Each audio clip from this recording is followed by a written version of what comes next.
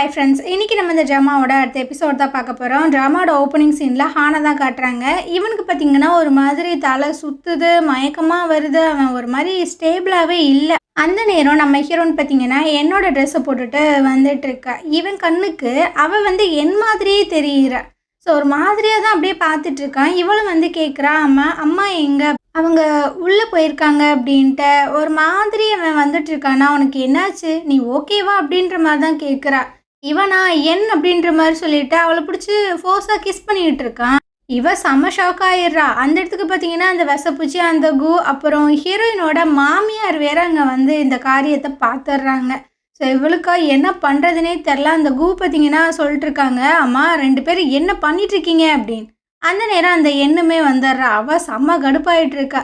So ஹானோட மூஞ்சிலே பார்த்தீங்கன்னா ஒரு அறையை விட்டுட்டுருக்கா. கோஸ்ட் அங்கேருந்து போகும்போது இவனுமே பின்னாடி போயிட்டுருக்கா. நான் சொல்கிறது கேளு கேளு அப்படின்னு. ஹீரோனுக்கு என்ன பண்ணுறதுனே தெரில. அம்மான்ற மாதிரி சொல்லும்போது அவங்க மாமியார் பார்த்தீங்கன்னா என்ன அந்த மாதிரி கூப்பிடாத, உன்ன மாதிரி ஒரு கேவலமான மருமகளை எனக்கு சி அப்படின்ட்டு அவங்க தனியாக போய் ஹீரோக்கு பார்த்தீங்கன்னா ஃபோன் பண்ணுறாங்க. உடனே இந்த கூவோட வீட்டுக்கு வா, முக்கியமான ஒரு விஷயம் அப்படின்னு.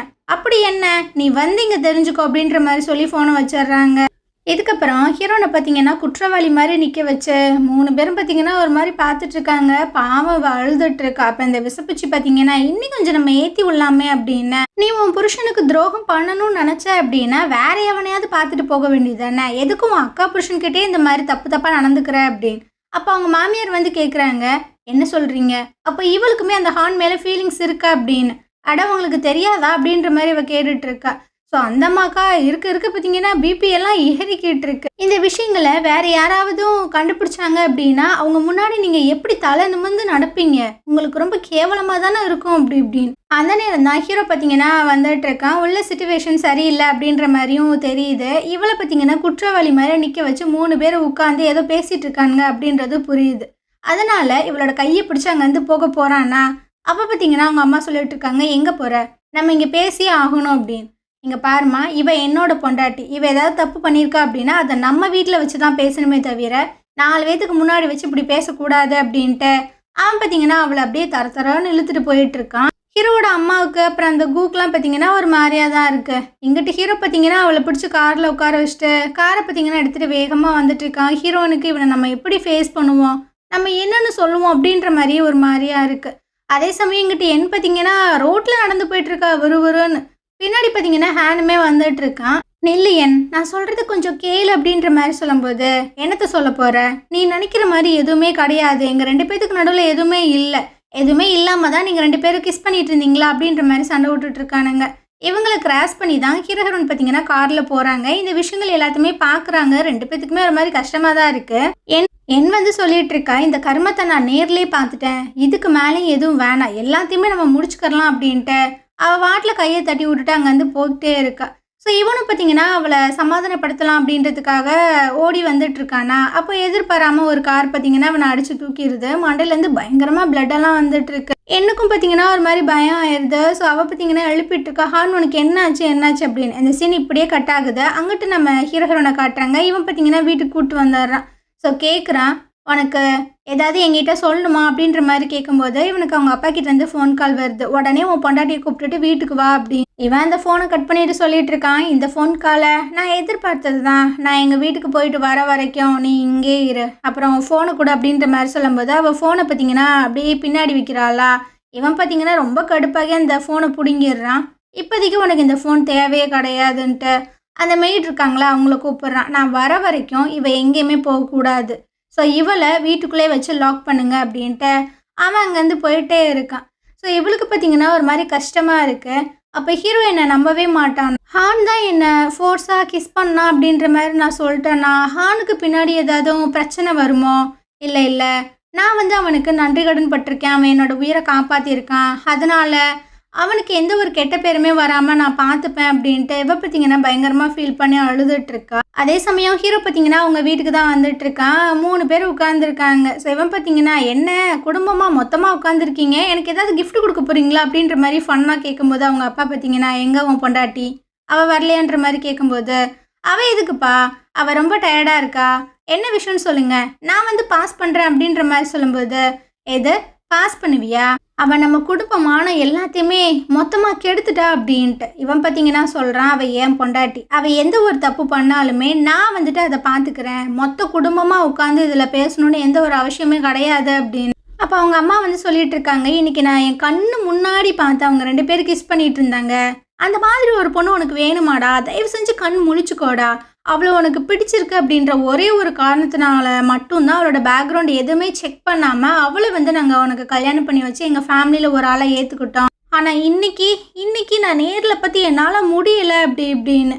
அங்க ஒரு பொண்ணு இருக்காங்க. அவங்க வந்து ஹீரோவோட அக்காவா இல்ல அண்ணியா அப்படின்றது தெரியல. அவங்க சொல்லிட்டு இருக்காங்க, "ஹீரோயின் வந்து பார்க்க ரொம்ப நல்ல பொண்ணா தான் இருக்கா. நீங்க தான் ஏதாவது தப்பா அண்டர்ஸ்டாண்ட் பண்ணியிருந்திருப்பீங்க" அப்படின்னு. அட நான் கண்ணு முன்னாடி பார்த்தா அவங்க 2 பேரும் கிஸ் பண்ணிட்டு இருந்தாங்க. அது மட்டுமா? அந்த வெசப்பூச்சி கூட சொன்னுச்சு, ஹீரோயினுக்கு அந்த ஹார்ன் மேல ஃபீலிங்ஸ் இருக்கு அப்படின்னு. இது மேல என்னத தப்பா புரிஞ்சுக்க போறாங்க அப்படின்னு. அவங்க அப்பா வந்து சொல்றாரு, "இனி உனக்கு நான் ஒரே ஒரு வாரம் தான் டைம் குடுக்குறேன். அதுக்குள்ளேயும் நீ இந்த மேரேஜை வந்து முடிச்சு விட்டுரு" அப்படின்னு. ஸோ இவன் பார்த்தீங்கன்னா ரொம்ப டென்ஷன் ஆகிட்டு இருக்கான். நான் தான் ஹீரோனை வந்து என் ஒய்ஃபாக சூஸ் பண்ணேன். அவள் என்ன தப்பு பண்ணாலும் அதுக்கு பொறுப்பு நான் ஏற்றுப்பேன். ஆனால் அவளை டிவோர்ஸ்லாம் என்னால் பண்ண முடியாது அப்படின்னு. இவர் கடுப்பாக்கி கையில் இருக்கிற எல்லாத்தையுமே ஹீரோ மேலே பார்த்தீங்கன்னா தூக்கி வீசிட்டு இருக்காரு. உன் பொண்டாட்டி பண்ணுற தப்பு ஒன்றை மட்டும் அசிங்கப்படுத்தாது, இந்த ஒட்டுமொத்த குடும்பத்தையுமே தான் அசிங்கப்படுத்தும் அப்படின்னு. இவன் பார்த்தீங்கன்னா என்னால் முடியாதுன்ற மாதிரியே உட்காந்துட்டு இருக்கானா. இப்போ நான் லாஸ்ட்டாக கேட்குறேன், நீ அவளை டிவோர்ஸ் பண்ண முடியுமா முடியாதா அப்படின்னு. அவங்க அம்மாவும் சொல்லிட்டு இருக்காங்க, ஆல்ரெடி அவள் வேற இவனை ஹர்ட் பண்ணிட்டா, ஸோ நீங்களுமே வந்து ஹர்ட் பண்ணாதீங்க அப்படின்னு. ஆனால் இவன் பார்த்தீங்கன்னா சொல்கிறான், அவளுக்கு ஹான் மேலே ஃபீலிங்ஸ் இருக்குது அப்படின்ற விஷயங்கள் கல்யாணத்துக்கு முன்னாடியே எனக்கு தெரியும்ன்ட்டு. எல்லாரும் ஷாக் ஆயிடுறாங்க. அவங்க அப்பா பார்த்தீங்கன்னா கொலை வெறியாயிட்டு இருக்காரு, நீ என்ன முட்டாளாடா, எதுக்குடா அந்த மாதிரி பண்ண அப்படின்னு. அப்போ அந்த சிஸ்டர் வந்து சொல்லிட்டு இருக்காங்க, டி எல்லாம் தெரிஞ்சு எதுக்காக நீ கல்யாணம் பண்ண அப்படி. ஏன்னா நான் அவளை லவ் பண்ணுறேன், அதனால தான் நான் அவளை எப்படியாவது கல்யாணம் பண்ணணும்னு சொல்லி காசு வச்சு ப்ரெஷர் பண்ணேன். கடைசியாக நான் கல்யாணமும் பண்ணிக்கிட்டேன். ஆனால் அவள் என்னை திரும்பி லவ் பண்ணவே கிடையாது, ஒரு டைம் கூட லவ் பண்ணல அப்படின்னு. அவங்க அப்பா பார்த்தீங்கன்னா செம்ம கடுப்பாயிட்டு இருக்காங்க, நீ என்ன பிள்ளையாடா, ஏன்டா அவளை முட்டாளாக இருக்க அப்படி இப்படின்னு அடிக்கிறதுக்கு வந்துட்டு இருக்காரு. அப்போ இவன் சொல்கிறான், நான் வந்துட்டு அவகிட்ட என் ஃபீலிங்ஸை சொல்லலான்னு போனேன். அவளோட டைரி எனக்கு ஒன்று கிடச்சிது. அதில் தான் எனக்கு இந்த மாதிரி ஹானை பிடிச்சிருக்கு அப்படின்ற மாதிரிலாம் எழுதி வச்சுருந்தா. ஸோ எனக்கு அதை அக்செப்ட் பண்ணிக்கவே முடியல. அதனால தான் அன்னைக்கு நைட்டு வந்து நான் அவள் கூட க்ளோஸாக இருந்தேன், அவளை வந்து என்னோட சொந்தமாக்கிட்டேன் அப்படின்னு. அட பாவி, நீ அன்னைக்கு குடிச்சிருந்த, அதனால தான் அந்த தப்பு நடந்துச்சுன்னு சொன்னேன் அப்படின்னு. நீங்கள் தான் அதை நம்பிட்டீங்கம்மா. எனக்கு அவளை அந்த அளவுக்கு பிடிச்சிருக்கு, என்னாலலாம் அவளை டிவோர்ஸ் பண்ணவே முடியாது. அவள் என்ன தப்பு பண்ணாலும் சரி அதுக்கு நான் தான் ரெஸ்பான்சிபிள் அப்படின்ற மாதிரி சொல்லும்போது, ஓ அப்படியா, அப்போ என்னோட பேரனோ பேத்திக்கோ அதுக்கும் நீ தான் ரெஸ்பான்சிபிளா அப்படின்ற மாதிரி கேட்டு ஒரு பேப்பரை தூக்கி வீசுறாரு. என்னங்க இது அப்படின்ற மாதிரி ஹீரோட அம்மா பார்த்தீங்கன்னா எடுத்து பார்க்குது. அதில் ஹீரோன் வந்து அபார்ஷன் பண்ணியிருந்திருப்பாள்ல, அதுதான் இருக்குது. ஹீரோட அம்மா பார்த்தீங்கன்னா அதை பார்த்துட்டு பயங்கர ஷாக் ஆயிடுறாங்க. என்னடா இது, அவள் இது வரைக்கும் ப்ரெக்னென்ட் ஆகாமல் இருக்கா, அவளுக்கு ஏதோ ஹெல்த் இஷ்யூ அப்படின்ட்டு நான் நிறைய மெடிசன்லாம் வாங்கி கொடுத்து அவளை சப்போர்ட் பண்ணேனாடா, இப்படி அவள் வந்து அபோர்ஷன் பண்ணியிருந்திருக்கா, உங்கள் பிரச்சனையில் எதுக்குடா அந்த குழந்தைய அபோர்ஷன் பண்ணீங்க அப்படின்ட்டு அவங்க பயங்கரமாக அழுதுட்ருக்காங்க. அப்போ இவன் சொல்லிட்டு இருக்கான், இங்கே பாருமா, நான் திரும்பலாம் அந்த விஷயங்களை சொல்ல விரும்பலை, என்ன நடந்தாலும் சரி அவளை என்னால் டிவோர்ஸ் பண்ண முடியாது. இந்த குழந்தை போனால் என்ன, வேற ஒரு குழந்தைய நான் பெற்றுப்பேன். ஸோ நீங்கள் எவ்வளோ வேணாலும் அடிச்சுக்கோங்க, நான் அதை வாங்கிக்கிறேன் அப்படின்னு. அப்படியா, போய் முட்டிக்கால் போடு அப்படின்ற மாதிரி சொல்கிறாரு. ஸோ இவனும் பார்த்தீங்கன்னா அப்படியே ரொம்ப சோகமாக கண்ணில் அவ்வளோ வலி இருக்குது, அப்படியே முட்டிக்கால் போட்டு தான் உட்காந்துட்ருக்கான். இந்த சைட் பார்த்தீங்கன்னா நம்ம ஹீரோனை காட்டுறாங்க. இவன் நியூஸை தான் பார்த்துட்ருக்கா. அதில் பார்த்தீங்கன்னா ஒரு எங்கான ஒரு பையன் வந்துட்டு ஆக்சிடென்ட் ஆகி இறந்து போயிட்டான் அப்படின்ற மாதிரிலாம் சொல்லிட்டு இருக்காங்க. ஒருவேளை இது ஹானாக இருக்குமோ அப்படின்ட்டு இவளுக்கு ஒரு மாதிரி பயமாக இருக்குது. அப்படியே வீட்டுக்கு வெளியே காட்டுறாங்க. நம்ம ஹீரோ பார்த்தீங்கன்னா இப்போ தான் வீட்டுக்குள்ளே வந்துட்டு இருக்கான். ஹீரோனோட ஃபோனை பார்த்தீங்கன்னா இப்போ தான் செக் பண்ணுறான். 66 மிஸ்டு கால் வந்திருக்கு. என்னது இது, 66 மிஸ்டு கால் வந்திருக்கு, சரி எல்லாத்துக்கும் நம்ம தயாராக தானே இருக்கோம் அப்படின்ட்டு இவன் பார்த்தீங்கன்னா அப்படியே உள்ளே வந்துட்டு இருக்கான். அங்கே அவள் ஒரு மாதிரி தான் உட்காந்துட்டு இருக்கா. இவனும் அதெல்லாம் பார்த்துட்டு அவனோட கோட் எல்லாத்தையுமே கழட்டிட்டு இருக்கான். அப்போ பார்த்தீங்கன்னா ஹானுன்ற மாதிரி சொல்லும்போது, ஆமாம் நீ ஏன் இனி தூங்காமல் இருக்க, என்கிட்ட எக்ஸ்பிளனேஷன் சொல்கிறதுக்காக உட்காந்துட்டு இருக்கியா, சரி வா என்ன நடந்துச்சுன்னு சொல்லு அப்படின்ற மாதிரி சொல்லிட்டு உட்காந்துட்டு இருக்கான். ஒரு மாதிரி பார்க்குறா. ஆனால் ஒரு விஷயம் ஞாபகம் வச்சுக்கோ, எனக்கு பிடிக்காத பதிலாக நீ சொல்லக்கூடாது அப்படின்னு. எப்படி நீங்கள் 2 பேரும் கிஸ் பண்ணீங்க, எதுக்கு சொல்லுன்ற மாதிரி சொல்லும்போது இவ பார்த்தீங்கன்னா அப்படியே ஒரு மாதிரி பார்க்குறா. ஹீரோ மனசுக்குள்ளே சொல்லிட்டு இருக்கான், தயவு செஞ்சு நம்ம 2 பேரும் சண்டை போடுற மாதிரி ஒரு பதிலை சொல்லிடாத, உனக்கும் இதுக்கும் சம்மந்தம் இல்லைன்ற மாதிரி மட்டும் சொல்லு சொல்லு அப்படின்ற மாதிரி அவன் மனசுக்குள்ளே யோசிச்சுட்டே இருக்கான். ஆனால் இவ பார்த்தீங்கன்னா என்ன என்ன மன்னிச்சிருன்றா. அவ்வளோதான். எது மன்னிப்பா? வெறும் மன்னிப்பா? என்ன நடந்துச்சுன்னு சொல்லு. அவன் உன்னை கிஸ் பண்ணவே கிடையாது, எல்லாரும் போய் சொல்றாங்க, இதுதான் உண்மை அப்படின்ற மாதிரி சொல்லு சொல்லுன்ற மாதிரி சொல்லும்போது நீ இந்த மாதிரி தயவு செஞ்சு பண்ணாத அப்படின்ற மாதிரி சொல்றா. அப்புறம் அப்புறம் என்ன பண்ணுவாங்க? நான் என்ன முட்டாளா? ஏன் இவ்வளோ இதயமே இல்லாமல் இருக்க? எதுக்கு நீ இந்த மாதிரி எனக்கு பண்ணிட்டு இருக்க அப்படின்ட்டு அவன் கண்ணா பின்னான்னு கத்திட்டு இருக்கான். அவளுக்கு அழுக மட்டும்தான் வருது. சரி, நீ வந்து ஹானை பற்றி தானே கேட்ட. அவனுக்கு ஆக்சிடென்ட் ஆயிடுச்சு, உங்கள் அக்கா அழுதுகிட்டே அங்கேருந்து போயிட்டா, இவன் செத்தாலும் சரி உயிரோட இருந்தாலும் சரி அப்படின்னு. போதுமா போதுமா அப்படின்ற மாதிரி கேட்கும்போது இவ பார்த்தீங்கன்னா அப்படியே ஒரு மாதிரி பார்க்குறா. இங்கே பாரு, எல்லாமே என்னோட தப்பு தான், ப்ளீஸ் ஹானுக்கு என்ன நடந்துச்சு அப்படின்ற மாதிரி திரும்பவும் இவனுக்கு மனசே உடஞ்சிருது. இப்போ கூட நீ அவனை பற்றி மட்டும்தான் யோசிப்பில அப்படின்ட்டு ஒரு மாதிரி அங்கேருந்து போயிட்டுருக்கான். இவளுக்கும் ஒரு மாதிரி கஷ்டமாக இருக்குது, அப்படியே கீழே விழுந்து அழுதுட்டு இருக்கா. மறுநாள் காலையிலவே பார்த்தீங்கன்னா ஸ்டடி ரூம்லேருந்து வந்துட்டு இருக்கானா. அப்போ அந்த மெய்ட் வந்து கேட்குறாங்க, நீ ஏன்டா ஸ்டடி ரூம்லேருந்து வந்துட்டு இருக்கா, திரும்பவும் ஏதாவது பிரச்சனையா அப்படின்னு. அதெல்லாம் ஒன்றும் இல்லை, அவளுக்கு கரெக்டாக ஃபுட்டு கொடுத்துருங்க, அவளை நல்லபடியாக பார்த்துக்கோங்க அப்படின்ட்டு இவன் கிளம்பி வெளியே வந்துட்டுருக்கு. அதே சமயம் ஹானை காட்டுறாங்க. இவன் பார்த்தீங்கன்னா ஹாஸ்பிட்டலில் தான் இருக்கான். பட் அவனுக்கு அந்த அளவுக்குலாம் அடியெல்லாம் படலை போல். ஸோ ஹீரோக்கு கால் பண்ணி என்னை மன்னிச்சிட, நான் தெரியாமல் ஹீரோனை கிஸ் பண்ணிட்டேன், இதுக்கும் அவளுக்கும் எந்த ஒரு சம்மந்தமும் இல்லை அப்படின்ற மாதிரி சொல்லும்போது, இங்கே பாரு, உன்னோட மன்னிப்பெல்லாம் எனக்கு தேவையில்லை, எதுக்கு நீ என் பொண்டாட்டியை கிஸ் பண்ண அப்படின்ற மாதிரி கேட்கும்போது, எனக்கு என்ன நடந்துச்சுன்னு தெரிலடா, அவளை பார்க்கும்போது எனக்கு என்ன மாதிரி இருந்தது, அதனால தான் நான் கிஸ் பண்ணேன் அப்படின்னு. ஏன்டா இதெல்லாம் ஒரு காரணமாடா அப்படின்ட்டு இவன் பார்த்தீங்கன்னா கண்ணா பின்னான்னு திட்டிகிட்டு இருக்கான். நீ ரொம்பலாம் ஹீரோனை திட்டிடாத, அவன் என் பொண்டாட்டி, எப்படி நடந்துக்கணும் என்ன பண்ணணும் அப்படின்றது எனக்கு தெரியும், நீ மூடிட்டு ஃபோனை வை அப்படின்ட்டு அவன் ஃபோனை கட் பண்ணிடுறான். ஹானுக்கும் பார்த்தீங்கன்னா கொஞ்சம் கஷ்டமாக தான் இருக்குது. இதுக்கப்புறம் அந்த மெய்டை காட்டுறாங்க. ஹீரோனுக்கு பார்த்தீங்கன்னா ஃபுட்டெல்லாம் கொடுக்கலாம் அப்படின்ற மாதிரி வந்தா அவள் வந்து அப்படியே கீழே விழுந்து கிடக்கா. மண்டிலெல்லாம் பயங்கரமாக அடிப்பட்டு ரத்தம் வந்துட்டுருக்கு. ஸோ பதறி போய் ஹீரோக்கு பார்த்தீங்கன்னா ஃபோன் பண்ணுறாங்க. நான் இந்த மாதிரி ஹீரோனை ஹாஸ்பிட்டலில் அட்மிட் பண்ணியிருக்கேன், நீங்கள் சீக்கிரம் வாங்க அப்படின்னு. அவனை அடிச்சு பிடிச்சி ஹாஸ்பிட்டலுக்கு வந்துட்டு இருக்கான். எங்கே சூ எங்கே அப்படின்னு. அவள் ஆப்ரேஷன் தியேட்டரில் இருக்கா அப்படின்னு.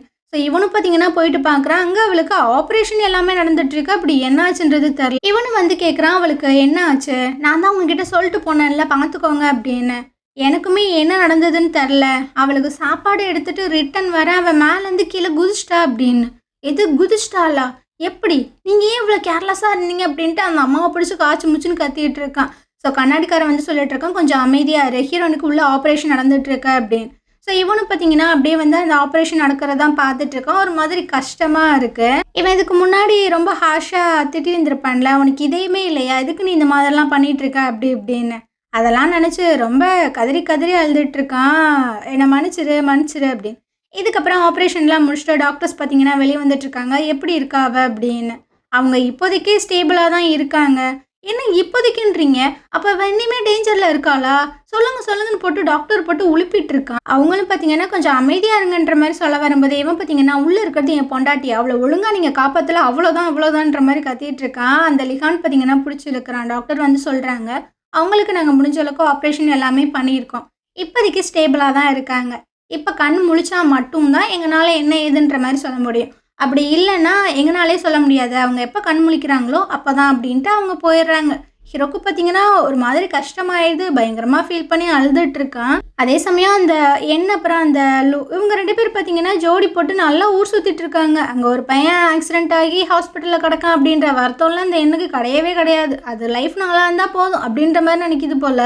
இதுக்கப்புறம் ஹீரோ பார்த்தீங்கன்னா ஹீரோனுக்கு பிடிச்ச ஃபுட்டெல்லாம் வாங்கிட்டு வந்துட்டு இருக்காங்க. பாரு, அவனுக்கு பிடிச்ச ஃபுட்டெல்லாம் வாங்கிட்டு வந்திருக்கேன், கொஞ்சம் டேஸ்ட் பண்ணுறியா அப்படின்னு. சரி, உனக்கு பிடிக்கல போல், உனக்கு பிடிச்ச அந்த ஃபயர் ஒர்க்ஸ் எல்லாத்தையுமே நான் ரெடி பண்ணவா, சொல்லுன்ற மாதிரி கேட்கும்போது அவள் எப்படி பேசுவா. ஸோ இவனுக்கு பார்த்தீங்கன்னா ஒரு மாதிரி கஷ்டமாயிடுது.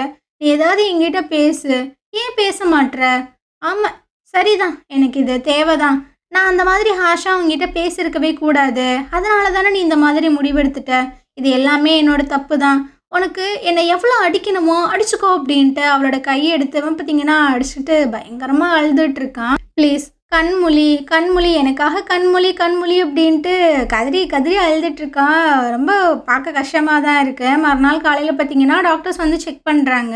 இப்போ அவங்க கொஞ்சம் ஸ்டேபிளாக தான் இருக்காங்க. இன்னும் கொஞ்ச நாள் நம்ம வெயிட் பண்ணி பார்க்கலாம் அவங்க கண் முழிக்கிறாங்களா இல்லையா அப்படின்ட்டு அவங்க இங்கே வந்து போயிடுறாங்க.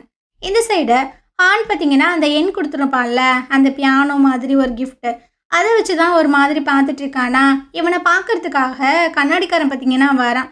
ஸோ இவனை பார்த்தோன்னே அவனுக்கே கஷ்டமாயிடுது. ரிட்டர்ன் பார்த்தீங்கன்னா போயிடுறான். அப்படியே மறுநாள் பார்த்தீங்கன்னா யாரோ வர மாதிரி இருக்கு. நம்மளை பார்க்க என் தான் வந்துட்டாளா அப்படின்ட்டு இவனும் ஆர்வமாக பார்த்தா அங்கே அந்த நர்ஸ் தான் வராங்க. ஸோ இவனுக்கு ஒரு மாதிரி கஷ்டமாயிடுது. பயங்கரமாக ஃபீல் பண்ணி அழுதுட்டு இருக்கான்.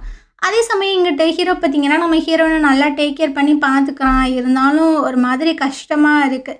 ஹீரோயினையே ஒரு மாதிரி ஃபீல் பண்ணி பார்த்துட்ருக்கான். ஸோ இந்த இடத்துல பார்த்தீங்கன்னா இந்த எபிசோடு முடியுது. நாளைக்கு நம்ம அடுத்த எபிசோட் பார்க்கலாம். இந்த ட்ராமா உங்களுக்கு பிடிச்சிருந்தது அப்படின்னா கண்டிப்பாக நம்ம சேனலுக்கு சப்போர்ட் பண்ணுங்கள். தேங்க்யூ.